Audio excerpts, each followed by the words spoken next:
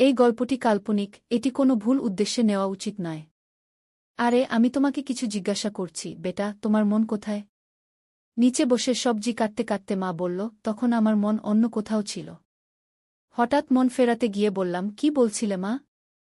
তখন মা আবার বলল, আমি বলছিলাম যে আজকাল তোমার কাজ অনেক বেড়ে গেছে মনে হচ্ছে। আমি উত্তর দিয়ে বললাম, হ্যাঁ মা, অনেক বেড়ে গেছে। এখন তো সময় পাওয়া যায় না। তাই এখন আমি গ্রাহকদের ডিমান্ড পূরণ করতে ব্যস্ত আছি। শুধু কিছুদিন অপেক্ষা করো, সব শেষ হয়ে গেলেই আমি তোমাকে ফ্রি পাবি। নমস্কার বন্ধুরা, আজকের এই গল্পে আপনাদের স্বাগতম। আমার নাম অভয় এবং আজ আমি আপনাদের আমার এবং আমার মায়ের গল্প শোনাতে যাচ্ছি। আমার বাবা মায়ের বিবাহবিচ্ছেদ তাদের বিয়ের ৫ম বছরে হয়েছিল। তখন আমার বয়স মাত্র ৪ বছর ছিল এবং আমার মা ছিলেন ২৪ বছরের। তখন আমার নানা আমার মাকে তার দ্বিতীয় বিয়ের জন্য বলেছিলেন, কিন্তু মা তখন স্পষ্টভাবে বিয়ে করতে অস্বীকার করেছিলেন। তখন কোর্টের রায় অনুযায়ী বাবা প্রতি মাসে ১০,০০০ টাকা এবং থাকার জন্য একটি বাড়ি দিয়েছিলেন, যার মাধ্যমে আমাদের সব প্রয়োজন মিটে যেত। তখন আমরা একটি সোসাইটিতে একটি বেডরুম এবং একটি কিচেনের ফ্ল্যাটে থাকতাম। তখন বাড়িতে শুধু আমি এবং মা ছিলাম, তাই আমরা দুজনেই একে অপরের সাথে কথা বলতাম। আমার মায়ের স্বভাব কিছুটা কঠোর ছিল, কিন্তু আমরা দুজনেই একে অপরের খেয়াল ভালোভাবে রাখতাম। এখন আমার বয়স ২৮ বছর এবং আমার মা ৪৮ বছরের। আমি গ্র্যাজুয়েশনের পর ফ্যাশন ডিজাইনিংয়ের কোর্স করেছিলাম এবং একজন বড ডিজাইনার সাথে কাজ শুরু করি। সেখান থেকে অনেক কিছু শেখার পর আমি নিজের একটি সেলাইয়ের দোকান খুললাম, যা ধীরে ধীরে ভালো চলতে শুরু করল। এখন আমার সাথে শুধু টেইলার কাজ করে। একদিন সকালে মা সবজি কাটছিলেন, তখন তিনি আমাকে জিজ্ঞাসা করলেন, অভয়, তুমি কোন ধরনের কাপড় বানাও? আমি বললাম, সব ধরনের কাপড়। কেন মা, কেন জিজ্ঞাসা করছ? তিনি বললেন, এমনি। তারপর মা জিজ্ঞাসা করলেন, শাড়ি, ব্লাউজ, সালোয়ার, ঘাগরা, চোলি এসবও বানাও কি?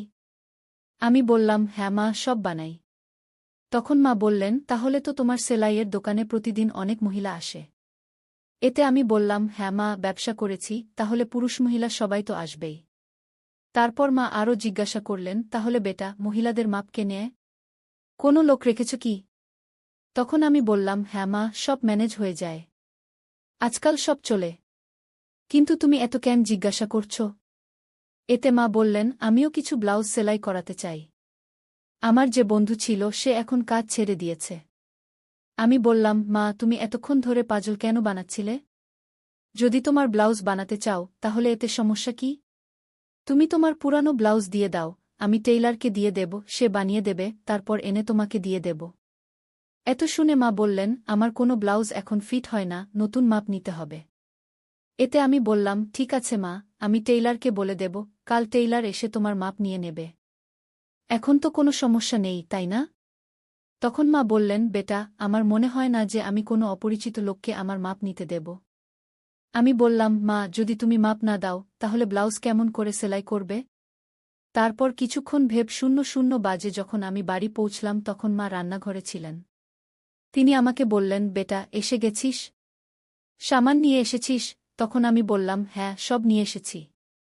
এখন তুমি দ্রুত তোমার কাজ শেষ করো। কিছুক্ষণ পরে মা আমার কাছে এসে বসলেন এবং অ্যালবাম দেখতে লাগলেন।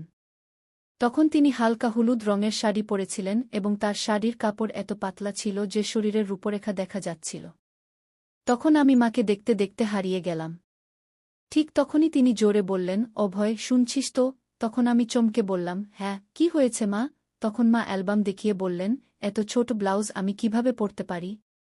আমার এই ডিজাইন পছন্দ না কি? তখন আমি বুঝিয়ে বললাম, আরে, এসব তো শুধু ডিজাইন দেখানোর জন্য।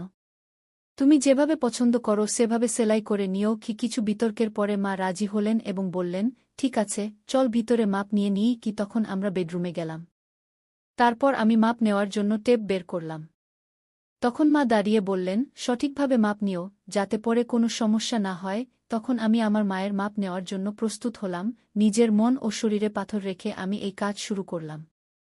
আমি পুরো চেষ্টা করছিলাম যেন এই কাজ একজন পেশাদার দর্জির মতো করি, কিন্তু এই সময় আমার হৃদস্পন্দন বেড়ে গেল।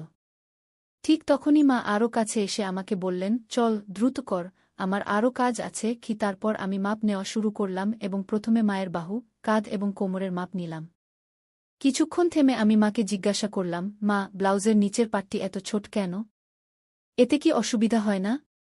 আমি শুনেছি অনেক মহিলার সেখানে কাপড় কাটতে সমস্যা হয়। তোমার কি কখনো এমন হয়েছে? এতে মা মাথা নিচু করে বললেন, আমার এখন পর্যন্ত কোনো সমস্যা হয়নি। তারপর আমি বললাম, আমার মনে হয় তোমার জন্য একটু বড় ডিজাইনের ব্লাউজ সেলাই করানো উচিত কি? এতে মা সম্মতি দিলেন এবং আমি আবার মাপ নিতে লাগলাম। আমি গলার মাপ নেওয়া শুরু করলাম, টেপ মায়ের গলার চারপাশে রাখলাম। তখন আমি খেয়াল রাখলাম যেন আমার আঙুল তার ত্বক স্পর্শ না করে এবং তার থেকে 1 ইঞ্চি দূরে থাকে। তারপর আমি জিজ্ঞাসা করলাম, গলা এত রাখব নাকি একটু কম বেশি করব? কারণ আমার মায়ের গলা একটু বড় ছিল এবং সেখানে কিছু গভীরতা দেখা যাচ্ছিল। তাই আমি একটু হেসে বললাম, মা, তোমার কি ভালো লাগবে? মা হেসে বললেন, বেটা, তুমি তো এখন এই কাজে দক্ষ হয়ে গেছো। আমি উত্তর দিলাম, মা, তুমি যেমন বলবে আমি তেমনই করব। তারপর মা আবার বললেন, টেপ এত দূরে কেন রেখেছ? এটা সঠিক জায়গায় রাখো, তবেই মাপ সঠিক আসবে। কি এ কথা বলে মা টেপ নিজের হাতে সঠিক জায়গা লাগিয়ে দিলেন। এই সময় আমার হাত প্রথমবার মায়ের গলা স্পর্শ করল। তখন আমার মনে হল যেন আমাকে জোরে একটা ঝাঁকুনি দেয়া হয়েছে, কিন্তু আমি নিজেকে নিয়ন্ত্রণে রাখলাম এবং সেই মুহূর্তের পুরো আনন্দ নিলাম। ঠিক তখনই মা বললেন, এই পুরনো ব্লাউজগুলো এখন টাইট হয়ে গেছে। এখন আমি একটু উঁচু এবং গভীর গলার ব্লাউজ সেলাই করানোর ভাবছি। তুমি কি মনে করো অভয়? তুমি তো এত মহিলার কাপড় সেলাই করো, বলো আমার শরীরের জন্য কি এবং কিভাবে ভালো লাগবে? তখন আমি ভাবলাম, যদি আমি এখন আর এক ধাপ এগিয়ে না যাই, তাহলে আমি নিজের মধ্যে সীমাবদ্ধ থেকে যাব। তাই আমি বিভিন্ন কৌশল যখন তাকে দেওয়া হলো, তখন তার মুখে একটি প্রশ্নবোধক ভাব ছিল। তারপর আমি বললাম, মা, সব বলছি, একটু অপেক্ষা করো, আগে একটু পানি খেয়ে আসি। তোমার কি দরকার? তখন সে মাথা নেড়ে না করে দিল। তারপর আমি রান্নাঘরে গিয়ে পানি খেয়ে নিজেকে একটু ঠিক করলাম। তারপর ভাবতে লাগলাম, এখন এইসব করতে গিয়ে আমি পরবর্তী কোনো পদক্ষেপ নেব। তখন আমার মনে 2-3টি বিকল্প এলো। তারপর আমি আবার বেডরুমে ফিরে এলাম। তখন মা তার পল্লু আবার কাঁধে ঠিক করে নিয়েছিলেন। কিন্তু 6 ফুটের বড় আয়নার সামনে তিনি অত্যন্ত সুন্দর দেখাচ্ছিলেন, যাকে আমি আয়নাতেই দেখতে লাগলাম। ঠিক তখনই মা বললেন, কোথায় মন দিয়েছ বেটা, এদিকে দেখো। এখন আমি তোমাকে এই ব্লাউজেই বদলে দেখাচ্ছি, যেমন তুমি আমাকে বলেছিলে যে আমরা গলা 1 ইঞ্চি গভীর করে নিই। তারপর তিনি বললেন, তুমি উপরের হুক খুলে দাও এবং উপরের কিনারাগুলো ভিতরের দিকে মুড়ে দেখো। তখন তিনি ঠিক বুঝতে পারলেন না, তাই তিনি প্রশ্নভরা দৃষ্টিতে আমার দিকে তাকিয়ে বললেন, আমার বুঝতে সমস্যা হচ্ছে, তুমিই করে দাও, আমি তোমার উপরই ছেড়ে দিচ্ছি। তখন তীর সোজা লক্ষ্যে লাগল এবং আমিও এটাই চেয়েছিলাম। তারপর আমি ধীরে ধীরে তার হুক খুললাম এবং কিনারাগুলো উল্টো দিকে ভিতরের দিকে মুড়তে লাগলাম। আমি এটা করছিলাম, আর তিনি নিজেকে আয়নায় দেখছিলেন। তারপর আমি দ্রুত আমার কাজ শেষ করতে লাগলাম। সেই দিন আমিও এক অদ্ভুত শান্তি পাচ্ছিলাম। যখন আমার কাজ শেষ হল, তখন আমি তার এবং ড্রেসিং টেবিলের মাঝখান থেকে সরে একপাশে হয়ে গেলাম এবং তাকে বললাম, দেখো, এখন এটা ঠিক যেমন তুমি চেয়েছিলে, 1 ইঞ্চি গভীর, কেমন লাগছে এখন বলো। তারপর মা ব্লাউজের দিকে তাকালেন এবং আমাকে বললেন, অভয়, সত্যি বলছি, এমন গলায় আমার খুব আরাম লাগে। এমন ব্লাউজ পরলে মনে হয় না যেন হাঁসকে জলে ভাসিয়ে দেওয়া হয়েছে। তারপর আমি বললাম, মা, রাগ করো না, কিন্তু একটা কথা বলি। এখন আমি পরবর্তী পদক্ষেপ নিয়ে তাকে আরও স্বাচ্ছন্দ্য বোধ করানোর চেষ্টা করতে চাই। তখন মা হেসে বললেন, না রে অভয়, আমি তোমার উপর কিভাবে রাগ করতে পারি, বলো না যা বলতে হবে। তখন আমি সতর্কভাবে বললাম, এত গভীর গলার ব্লাউজে সবকিছু খুব বেশি দেখা যায় এবং এটা একটু অদ্ভুত লাগে। এটা শুনে মা তার ব্লাউজের 3 ইঞ্চি ভিতরের দিকে মুড়ে নিলেন এবং হেসে বললেন, আমাকে কে দেখবে অভয়? বাড়িতে তো আমরা দুজনেই থাকি, আর বাইরে আমাকে খুব কমই যেতে হয়। যাই হোক, তোমার সামনে আমার কোনো সমস্যা হয় না। আমি বললাম, মা, আমি মনে করলাম তোমাকে বলে দেওয়া জরুরি, তারপর তুমি যেমন বলবে তেমনি হবে। এতে মা হেসে বললেন, ঠিক আছে বাবা, এখন তুমি করো। তারপর আমি বললাম, আমি তোমাকে ঠিক যেমন বলছিলাম তেমন ব্লাউজ দেখাচ্ছি। তারপর আমি তার একদম সামনে গেলাম। যেই আমি তার কাছে গেলাম, তিনি একটু এগিয়ে এলেন। তারপর আমি ব্লাউজের হুক আবার লাগানোর জন্য ব্লাউজ ঠিক করতে শুরু করলাম। তারপর ফটো তোলার পর আমি তাকে আবার ঠিকমতো পরিয়ে দিলাম। তারপর আমি তার দুটি কাঁধের পাশ থেকে ব্লাউজের কিনারা ধরে একটু টান দিলাম, যাতে তার কাঁধ স্পষ্ট দেখা যায়। ব্লাউজ এখন ঢিলা হয়ে গিয়েছিল এবং তার কাঁধ প্রায় উন্মুক্ত হয়ে গিয়েছিল। এরপর আমি নিচ থেকে দুপাশে আমার দুটি আঙুল ভিতরে ঢুকিয়ে দিলাম এবং তা সহজেই ব্লাউজের ভিতরে চলে গেল। তখন তিনি আমার দিকে তাকিয়ে বললেন, কি করছো বেটা, আমি কিছু বুঝতে পারছি না, 1 মিনিট অপেক্ষা করো মা। আমি মাথা নেড়ে বললাম এবং তারপর আমার কাজে লেগে গেলাম। এখন আমি তার ব্লাউজের নিচের কিনারা ধরে একটু নিচে টান দিলাম। তারপর আমি তার ব্লাউজের নিচের 2টি হুক খুলে দিলাম। এখন তার গলার কাটিং একটু দেখা যাচ্ছিল। এখন সব কাজ শেষ করে আমি একটু পিছিয়ে গিয়ে তাকে একবার দেখলাম এবং তারপর কিনারায় চলে গেলাম। এখন তার গলা বড় হয়ে গিয়েছিল কিন্তু বেশি গভীর ছিল না। তখন আমি লক্ষ্য করলাম যে তার মুখে সন্তোষ দেখা যাচ্ছিল না, সম্ভবত তিনি আরও গভীর গলা চেয়েছিলেন। তাই আমি জিজ্ঞাসা করলাম, কি হলো মা, এটা কি ঠিক লাগছে না? তখন মা হাত রেখে শরমে হেসে বললেন, না রে, আমার গভীর গলা ভালো লাগে, নইলে মনে হয় কেউ শক্ত করে বেঁধে দিয়েছে। তার কথা শুনে আমার মনে হলো যেন 440 ভোল্টের শক লাগল। তারপর তিনি বললেন, আরে এটা অনেক সময় শুধু দড়ির কারণেই হয়, একটা কাজ করো, তুমি কি শুধু ব্লাউজেই মাপ নিতে পারো?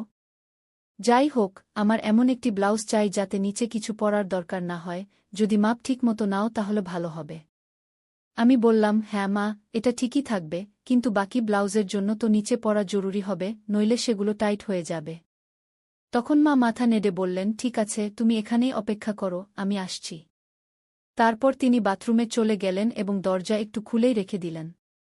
তখন মনে হলো দরজার পিছন থেকে উকি দিই, কিন্তু আমি সংযত থাকলাম, কারণ আমি ঠিক করেছিলাম ধীরে ধীরে মাকে আমার সামনে স্বাচ্ছন্দ্য বানানো হলো। তারপর 5 মিনিট পর মা বাইরে এলেন এবং আমার সামনে এসে দাঁড়ালেন। তখন এক পলকের জন্য আমি তার দিকে তাকালাম এবং তাকিয়ে হতবাক হয়ে গেলাম, কিন্তু আমি কোনো প্রতিক্রিয়া দিলাম না এবং আমার কাজে লেগে গেলাম। তারপর আমি বললাম, মা, এখন আমরা শুধু তোমার পিঠের মাপ নেব, কারণ পার্থক্য সেখান থেকেই বোঝা যাবে। তখন মা হালকা হেসে জিজ্ঞাসা করলেন, আরে, তুমি লোকেরা সেলাইয়ের দোকানেও কি মহিলাদের এভাবে কাপড় খুলতে বলে? কি বলো? তারপর মা তার হাত আমার কাঁধে রেখে শরারতি ভঙ্গিতে হেসে বললেন, তোমার তো মজা আছে বেটা, এতসব মহিলাদের সামলানোর কাজ জুটেছে। এতে আমি উত্তর দিলাম, মা, মজা কি? আমি তো এখন কিছু বিশেষ মহিলাদের ছাড়া মাপ নেওয়া বন্ধ করে দিয়েছি। আচ্ছা, আর এটা কেন? মা জিজ্ঞাসা করলেন। আমি উত্তর দিলাম, মা, কিছু মহিলা যারা বড় ঘরের হয় বা যারা আমাদের শুরুর দিকের কাস্টমার ছিল, তারা আমার কারিগরদের মাপ নিতে দেয় না, তাই আমাকেই নিতে হয়। তোমাকেই নিতে হয়। এ কথা বলে মা পালঙ্কে আঁচল বসে গেলেন এবং বললেন, বেটা, তোমার তো মন মুগ্ধ করে দেয় এসব মহিলারা। আমি হেসে বললাম, না মা, আমি তো একদম প্রফেশনালভাবে কাজ করি। তখন মা শরারতি হাসি দিয়ে জিজ্ঞাসা করলেন, কিন্তু তবুও তোমার তাদের স্পর্শ তো হয় না? সত্যি বলো? এতে আমি একটু লজ্জা পেয়ে বললাম, হ্যাঁ, হয়, কিন্তু তারা কিছু বলে না, কারণ তারা আমার সামনে নিরাপদ বোধ করে। তখন মা হেসে বললেন, আমার বেটা কত বুদ্ধিমান। এ কথা বলে তিনি আমাকে গলায় জড়িয়ে ধরলেন। এত ঠান্ডা রাতে তার গলায় জড়ানোতে তার গরমাহাট আমার গায়ে লাগতে শুরু করল। তারপর একটু পা টেনে মা জিজ্ঞাসা করলেন, বেটা, তুমি এসব কথা কোথায় শিখলে? আমি বললাম, মা, এসব মহিলাদের কাছ থেকেই। তারা এত আলাদা আলাদা শব্দ বলে যে কি বলবো। তখন মা মজা করে বললেন, আচ্ছা বেটা, তুমি আমাকেও কিছু শেখাও। আমি বললাম, না মা, তুমি হাসবে এবং বলবে, এসব আমার কি করে জানা? মা বললেন, না বেটা, আমি বুঝি তুমি এখন বড় হয়ে গেছ, কিন্তু আমাকেও এটা বুঝতে হবে যে তোমার কি জানা আছে আর কি নেই। তখন আমি হিম্মত জোগাড় করে মায়ের সাথে কিছু কথা শেয়ার করলাম। মা আত্মবিশ্বাসের সাথে বললেন, আরে বাবা, তোমার তো সব জানা আছে। আমি হেসে বললাম, চলো ছেড়ে দাও এসব।